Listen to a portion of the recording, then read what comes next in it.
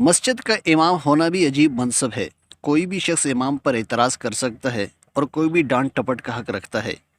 امام کیسا بھی عالی مرتبہ اور عظیم کردار کا مالک کیوں نہ ہو، مقتدیوں کی جلی کٹی باتوں سے محفوظ نہیں رہ سکتا۔ حضرت سعد بن نبی وقاص رضی اللہ تعالیٰ عنہ کو دیکھیے، جلیل القدر صحابی ہیں، پہلے اسلام لانے والوں میں سے ہیں اور عشرہ مبشرہ میں سے ہیں۔ رسول اللہ صلی اللہ علیہ وسلم جنہیں اپنا ماموں فرما رہے ہیں، ان کے حق میں قرآن کی آیتیں نازل ہو رہی ہیں۔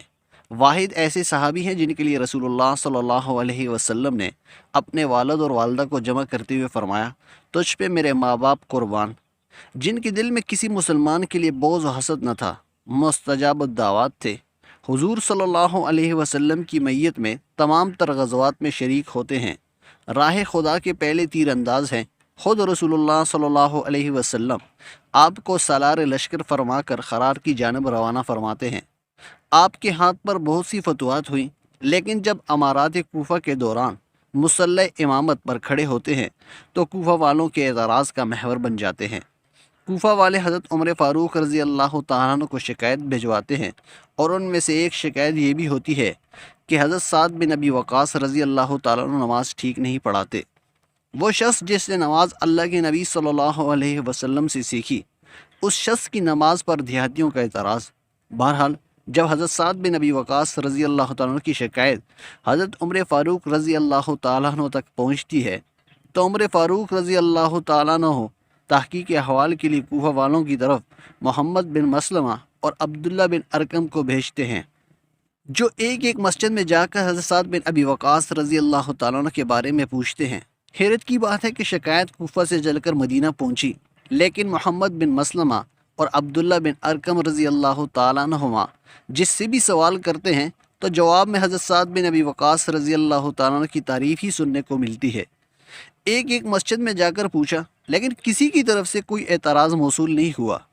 البتہ جب پوچھتے پوچھتے سلسلہ بنو عبس کی مسجد تک جا پہنچا تو صرف ایک شخص اسامہ بن قتادہ نامی اٹھ کر حضرت سعد بن ابی وقاص رضی اللہ تعالیٰ عنہ کی شکایت کرتا ہے کہ آپ کی نماز ٹھیک نہیں، یہ جہاد کے سلسلے میں کوتاہی کرتے ہیں، فیصلے میں عدل و انصاف سے کام نہیں لیتے۔ اعتراض کچھ بھی تھا، لیکن یہاں انتہائی قابل توجہ بات یہ ہے کہ شکایت کوفہ سے مدینہ بھیجی گئی، لیکن کوفہ کی مسجد میں ایک شخص کے علاوہ کوئی اعتراض کرنے والا نہیں ملتا۔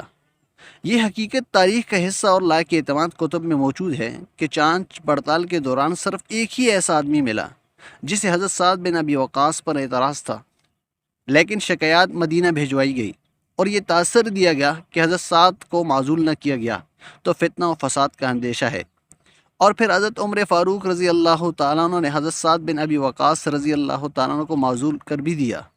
جب حضرت سعد بن ابی وقاص نے معترض کی ناحق باتیں سنی تو اپنے ہاتھ اللہ جل جلالہ کی دربار میں اٹھا کر یہ دعا کی، اللہم ان کان عبدک ھذا کاذبا قام ریاء واسمعۃ فاطل عمرہ واطل فقرہ وعرضہ بالفتن۔ اے اللہ، اگر تیرا یہ بندہ جھوٹا ہے اور نام و نمود کی خواہش میں اٹھا ہے تو اس کی عمر کو لمبا کر، اس کی محتاجگی میں اضافہ کر اور اسے فتنوں میں مبتلا کر۔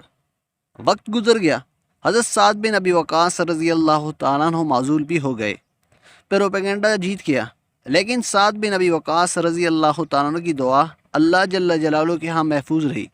اور پھر لوگوں نے دیکھا کہ وہ شخص انتہائی بڑھاپے کو پہنچا، اس کی بھویں آنکھوں پر گر چکی تھی، راستے میں کھڑے ہو کر بھیک مانگتا، اور جب کوئی عورت سامنے سے گزرتی تو اس کے ساتھ چھیڑخانی کرتا۔ لوگ کہتے، اے بوڑھے، تمہیں عورتوں کو چھیڑتے ہوئے حیا نہیں آتی؟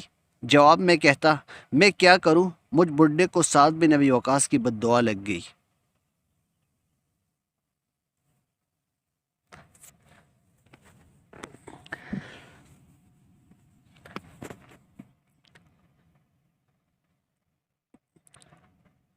مجھ بڈھے کو سعد بن ابی وقاص کی بد دعا لگ گئی ہے۔